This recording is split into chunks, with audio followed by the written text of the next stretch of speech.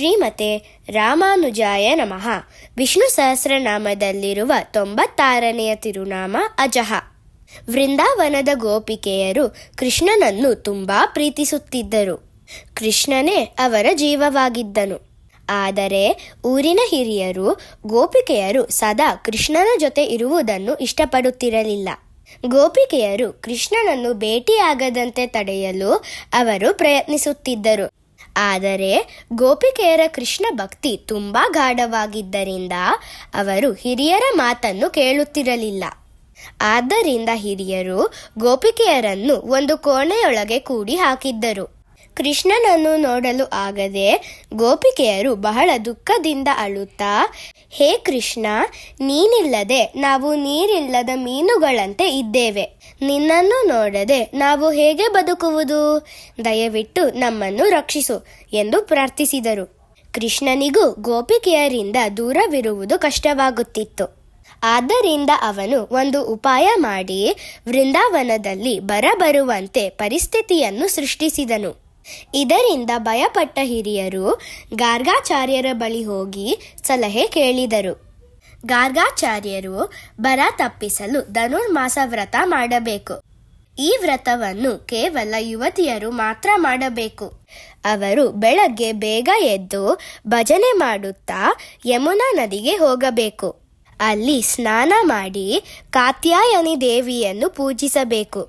ಹೀಗೆ 30 ದಿನ ಮಾಡಿದರೆ ಮಳೆ ಬರುತ್ತದೆ ಎಂದು ಹೇಳಿದರು. ಹಿರಿಯರು ಇದನ್ನು ಒಪ್ಪಿಕೊಂಡರು. ಆದರೆ ಪ್ರತಿದಿನ ಬೆಳಗ್ಗೆ ಚಳಿಯಲ್ಲಿ ಗೋಪಿಕೆಯರನ್ನು ಯಮುನಾ ನದಿಗೆ ಸುರಕ್ಷಿತವಾಗಿ ಕರೆದುಕೊಂಡು ಹೋಗಿ ಬರುವವರು ಬೇಕಿತ್ತು. ಯಾರೂ ಸಿದ್ಧರಾಗಲಿಲ್ಲ. ಕೊನೆಗೆ ಕೃಷ್ಣನನ್ನೇ ಕಾವಲುಗಾರನಾಗಿ ಕಳುಹಿಸಲು ನಿರ್ಧರಿಸಿದರು. ಕೃಷ್ಣನಿಗೆ ಇದನ್ನು ಕೇಳಿ ತುಂಬಾ ಸಂತೋಷವಾಯಿತು. ಹಾಗೂ ಅವನ ಉಪಾಯವೂ ಯಶಸ್ವಿಯಾಯಿತು. ಆದರೆ ಅವನು ಅದನ್ನು ತೋರಿಸಿಕೊಳ್ಳದೆ, ನನಗೆ ತುಂಬಾ ಕೆಲಸಗಳಿವೆ, ನಾನು ಬೆಳಗ್ಗೆ ಬೇಗ ಎದ್ದು ಬರಲು ಸಾಧ್ಯವಿಲ್ಲ ಎಂದು ಹೇಳಿದನು. ಆದರೆ ಹಿರಿಯರು ಅವನ ಮಾತನ್ನು ಕೇಳಲಿಲ್ಲ.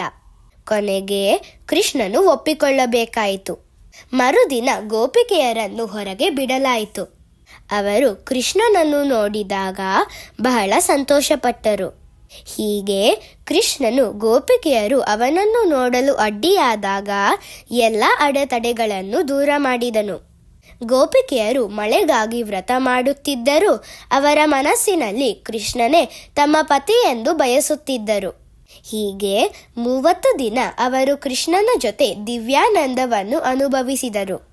ದ್ವಾಪರ ಯುಗದಲ್ಲಿ ಈ ಘಟನೆ ನಡೆದಂತೆಯೇ ನಂತರ ಕಲಿಯುಗದ ಆರಂಭದಲ್ಲಿ ಜನಿಸಿದ ಪೆರಿಯಾಳ್ವಾರರ ಪುತ್ರಿಯಾದ ಆಂಡಾಳ್ ಕೂಡ ಕೃಷ್ಣನನ್ನು ಪತಿಯಾಗಿ ಪಡೆಯಬೇಕೆಂದು ಬಯಸಿದರು.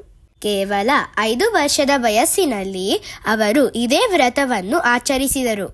ತಾನು ಗೋಪಿಕೆಯೆಂದು ಭಾವಿಸಿ ಮಧುರೆಯನ್ನು ಮಥುರೆಯಾಗಿ ಹಾಗೂ ವಟಪತ್ರಶಾಹಿ ದೇವಾಲಯವನ್ನು ನಂದಗೋಪನ ಮನೆಯೆಂದು ಕಲ್ಪಿಸಿಕೊಂಡು ಅವರು ವೇದಗಳ ಸಾರವೆಂದು ಹೇಳಲಾಗುವ 30 ಸುಂದರ ತಿರುಪಾವೈ ಪಾಶುರಗಳನ್ನು ಹಾಡಿದರು.